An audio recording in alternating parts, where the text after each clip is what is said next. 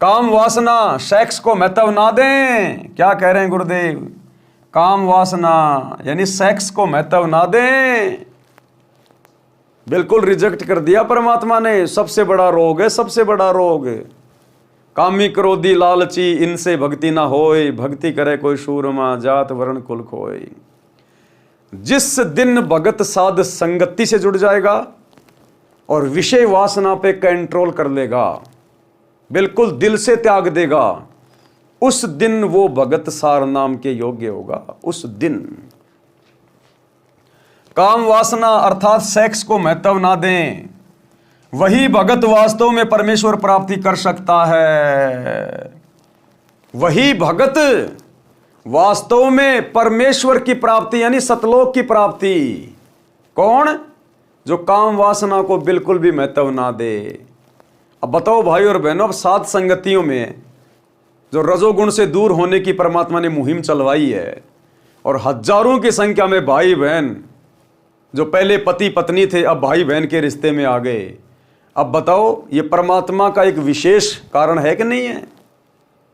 स्पष्ट कर दिया गुरुदेव ने कि जब तक आप विषय वासना में हो, रजोगुण में हो, आप परमात्मा प्राप्ति नहीं कर सकते। तो बताओ फिर किसकी प्रेरणा से, किसके आशीर्वाद से सात संगति में रजोगुण से दूर हटने की मुहिम चलाई जा रही है? एक पवन दास नाम के 2 कोटि के जीव के कहने से कोई रजोगुण से दूर नहीं हो सकता। ब्रह्मा विष्णु महेश की औकात नहीं है रजोगुण से दूर होना। और मेरे जैसे 2 कोटि के प्राणी के कहने से, और आप हजारों भगत भाई बहन के रिश्तों में आ चुके हो, तो कौन करवा रहा है? इस कुत्ते को आशीर्वाद देके, इस कुत्ते के मुख से सतगुरु रामपाल जी भगवान ये वचन बुलवा रहे हैं। और पहले परमात्मा ने इस कुत्ते को तैयार किया, साफ सुथरा किया, तब कहीं जाकर मेरे माध्यम से वो वचन आप भाई बहनों के ऊपर असर कर रहे हैं। क्योंकि साध संगति सतलोक के लिए गुरु जी का ट्रेनिंग सेंटर है। ये विकार साध संगति से जुड़कर ही दूर हो सकते हैं, अन्यथा ये विकार दूर नहीं होंगे। इसलिए साध संगति गुरुदेव का असली मार्ग है। काम वासना अर्थात सेक्स को महत्व ना दें, वही भगत वास्तव में परमेश्वर प्राप्ति कर सकता है। क्लियर कर दिया गुरुजी ने। जब तक रजोगुण में रहोगे, कामी क्रोधी लालची इनसे भक्ति ना होए, भक्ति करे कोई सूरमा जात वर्ण कुल खोए। यदि काम वासना परेशान करे तो उसको भक्ति नाम सुमरण में लगाकर आनंद प्राप्त करे। अगर काम वासना ज्यादा ही परेशान करे तो गुरुदेव कहते हैं तुरंत सत्संग सुनना शुरू कर दे, या तुरंत अपना सुमरण पे ध्यान लगा ले।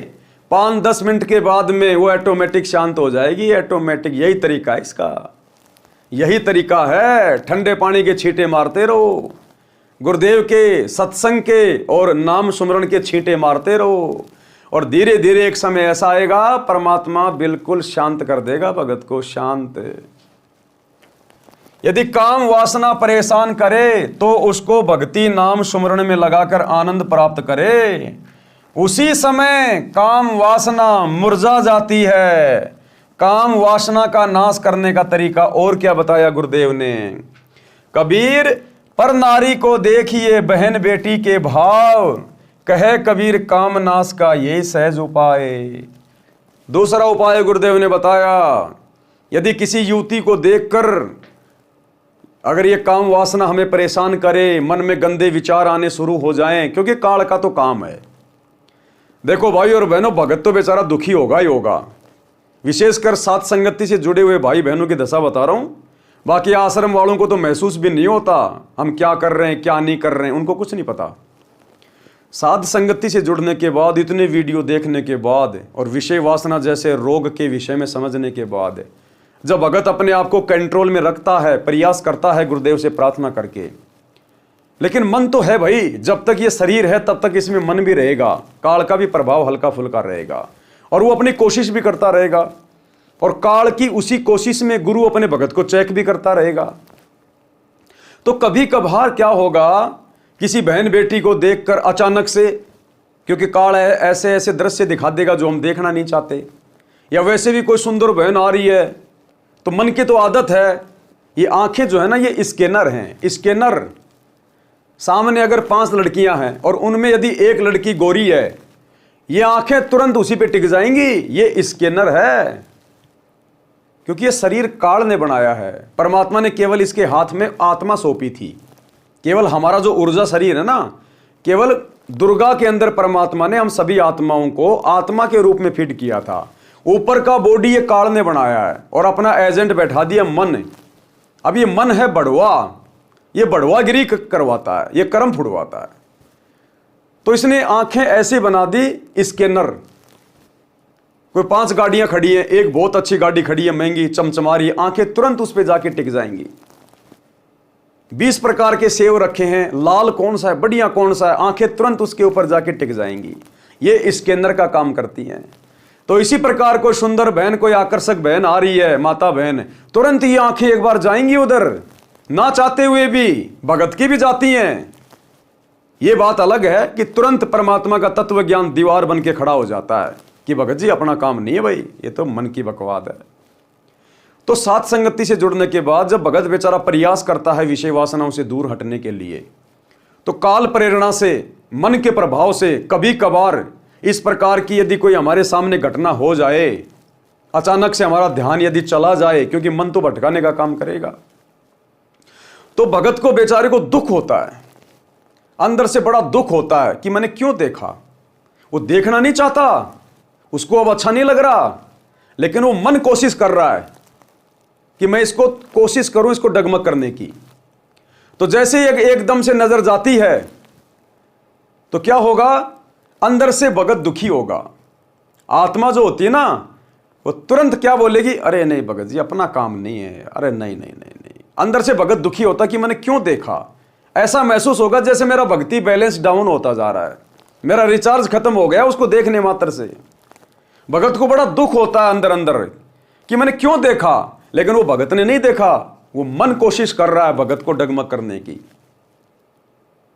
तो परमेश्वर भी उसमें भगत की परीक्षा ले लेता है। फिर अगर मन ने कोशिश की, हमारी आंखें उधर गई, हमने देखा, और फिर हम मन लगा के देखने लग जाएं, हाँ भाई बहुत सुंदर है भाई, फिर हम गए काम से, फिर हम काम से गए। यदि हमारी आत्मा ने कोई विरोध नहीं किया और यदि हम मन की चाल में आके देखने लग गए, फिर हम गए काम से। इसका मतलब अभी आत्मा बहुत डाउन है, आत्मा बहुत डाउन है, मन तुम्हारा रिचार्ज है। तो जिस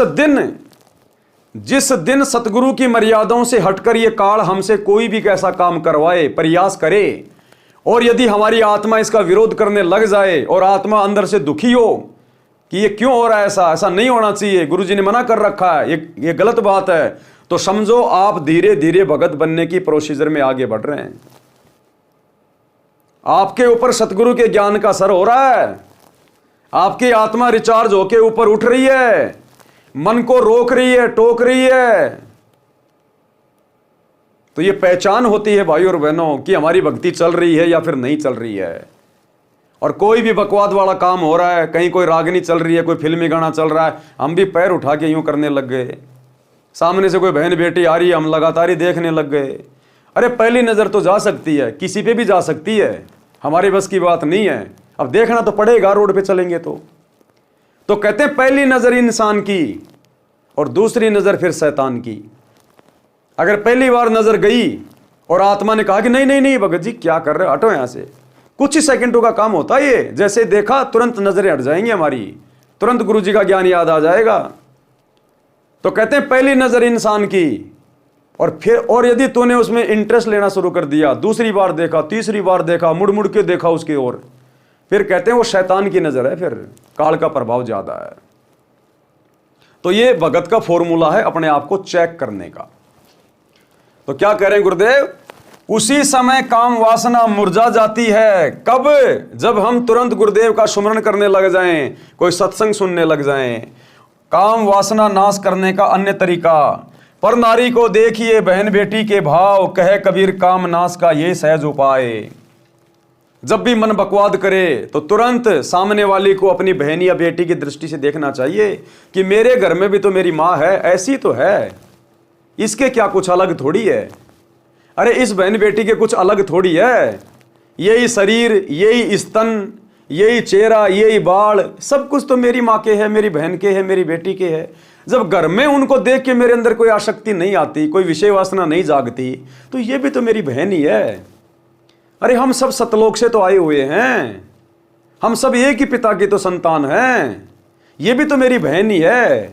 इस जन्म में नहीं हुआ तो क्या हुआ, सतलोक में तो मेरी बहन थी। इस जन्म से पहले ना जाने कितनी बार ये आत्मा मेरी बहन रह चुकी है, मेरी मां रह चुकी है। तो फिर गुरुदेव कहते हैं आपने इस भाव से भी इस मन पापी को रोकना चाहिए कि भैया सब एक जैसी हैं, ये भी मेरी बहन जैसी है, मेरी मां जैसी, इसमें क्या अंतर है बताओ। तो इस प्रकार से हमें थोड़ा प्रयास करना चाहिए।